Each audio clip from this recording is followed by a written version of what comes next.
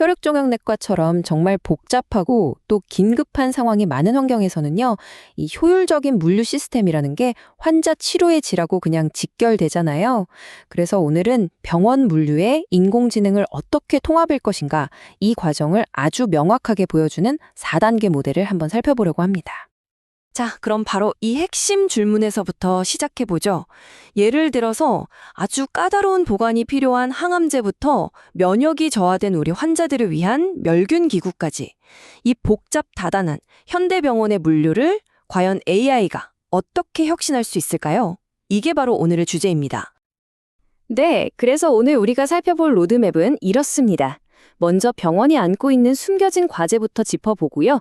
그 다음에 AI가 상황을 인식하고 추천하고 계획하고 그리고 마침내 실행에 이르는 이 4단계 자동화 모델을 차근차근 짚어볼 겁니다. 그리고 마지막으로 미래를 위한 청사진까지 제시해드릴게요. 자, 그럼 첫 번째로 이 병원이 가진 숨겨진 과제, 즉 물류의 복잡성에 대해 이야기해 보겠습니다. 자, 이 4단계 모델은요. AI의 역할이 어떻게 발전하는지를 보여주는 아주 명확한 계단이라고 생각하시면 됩니다. 각 단계가 이전 단계를 딛고 올라서는 거죠. 여기서 중요한 건 책임의 균형이 점차 사람에게서 기계로 넘어가는 그 과정을 보여준다는 겁니다.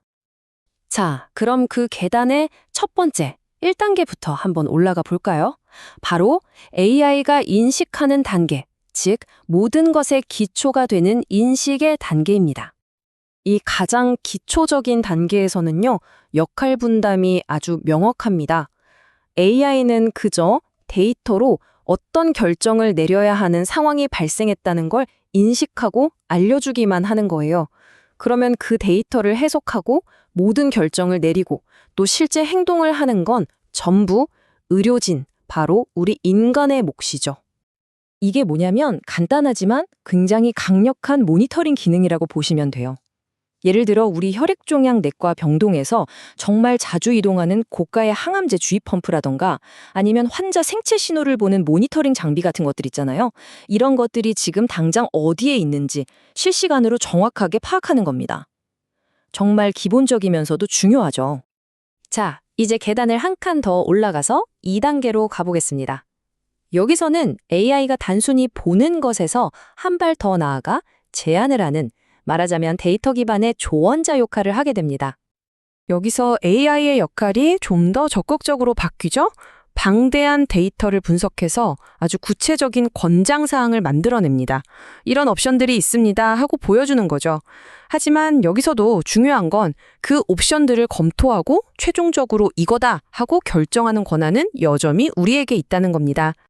2단계의 핵심은 그냥 흩어져 있는 데이터를 실행 가능한 의미 있는 정보로 바꿔주는 거예요. 특히 항암제 재고 관리처럼 정말 민감하고 중요한 영역에서 말이죠. AI가 데이터 기반의 통찰력을 딱 제공해서 우리 임상팀이 훨씬 더 정보에 근거한 현명한 선택을 할 수 있도록 도와주는 겁니다. 이제 3단계입니다. 여기서부터는 책임의 무게중심이 아주 크게 이동합니다. AI가 이제 전략적인 계획을 수립하는 이른바 코디네이터 역할을 맡기 시작하는 거죠. 바로 이 지점에서 패러다임이 확 바뀝니다. AI가 이제 단순히 분석하고 추천하는 걸 넘어서서요, 상황을 독자적으로 분석하고 최적의 계획을 수립하고 심지어 의사결정까지 내린다는 겁니다. 그럼 인간의 역할은 뭘까요? AI가 짜놓은 이 정교한 계획을 현장에서 실행하고 전체 시스템을 감독하는 역할로 바뀌게 되는 거죠. 예를 들어 볼까요? 골수검사나 방사선 치료처럼 여러 부서의 협업이 정말 필수적인 복잡한 스케줄링 같은 거요. 이걸 AI가 알아서 자원 배분까지 고려해서 자동으로 관리해주는 겁니다. 전체 업무 흐름이 그야말로 최적화되는 거죠.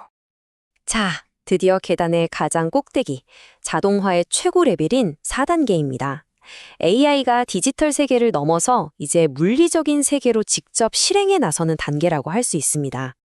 이 마지막 단계에서는요, 시스템이 계획부터 최종적인 물리적 실행까지 전 과정을 완전히 자율적으로 처리하게 됩니다. 이제 사람의 개입은 일상적인 규칙이 아니라 정말 예외적인 상황에서나 필요한 일이 되는 거죠. 이런 4단계를 현실로 만들어주는 핵심 기술이 바로 자율이동 로봇, 즉 AMR입니다. 이 AMR은 예전에 그냥 정해진 선만 따라다니던 그런 로봇하고는 차원이 달라요. 스스로 주변 환경을 인식하고 장애물이 있으면 피해서 최적의 경로를 실시간으로 찾아갑니다. 이게 바로 현장에서 움직이는 자동화입니다. 예를 들어 면역력이 극도로 저하된 우리 환자 병동에 멸균 물품을 안전하게 배송한다거나 하는 일들 말이죠. 로봇이 직접 물리적인 물류 업무를 수행하면서 복잡한 병원 환경에 스스로 학습하고 적응해 나가는 겁니다. 자, 그럼 이 4단계 모델, 이걸 실제 현장에서는 어떻게 써먹을 수 있을까요? 이건 그냥 멋진 이론이 아닙니다. 아주 유용한 전략적인 도구가 될 수 있어요. 이 모델을 이런 식으로 일종의 매트릭스로 활용할 수 있습니다. 이걸 보면 예를 들어 병동은 현재 1단계 수준이고 약제부는 3단계, 수술실은 2단계 이런 식으로 각 부서의 현재 자동화 수준을 한눈에 평가할 수 있죠. 그리고 이걸 바탕으로 각 부서별로 다음 단계로 나가기 위한 구체적인 계획을 세울 수 있는 겁니다. 그러니까 여기서 얻을 수 있는 가장 중요한 통찰은 바로 이겁니다. 이 프레임워크는 하나의 정답을 모든 부서에 똑같이 적용하는 게 아니라는 거죠. 각 부서의 특성과 필요에 딱 맞는 그런 맞춤형 AI 통합 전략을 세울 수 있게 해준다는 점, 이게 핵심입니다. 자, 그렇다면 물류가 이렇게 완전히 자율화되는 마지막 단계에 이르면 우리 의사들의 역할은 어떻게 진화하게 될까요? 복잡한 물류 업무에서 해방된다는 건 우리가 더 많은 시간을 고도의 임상적 판단, 환자와의 깊은 교감, 그리고 새로운 치료법을 위한 연구에 쏟을 수 있다는 뜻이겠죠.